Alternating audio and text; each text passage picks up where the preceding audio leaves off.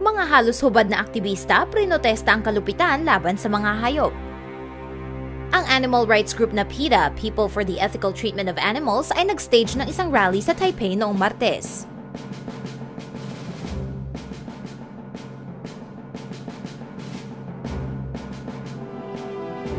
Sila ay nagprotesta sa harap ng building ng opisina ng China Southern Airlines. Ang kanilang pinoprotesta ay ang paglipad ng airline ng 360 unggoy papunta sa Chicago, kung saan sila ay dinala sa isang lab sa Virginia para isagawa ang animal testing.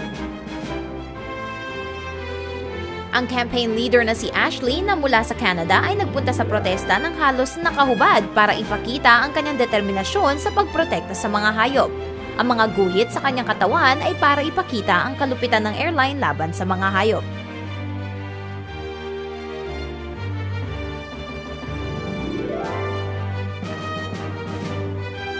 Ang protesta ay nakakuha rin ng suporta mula sa mga tao sa Taiwan.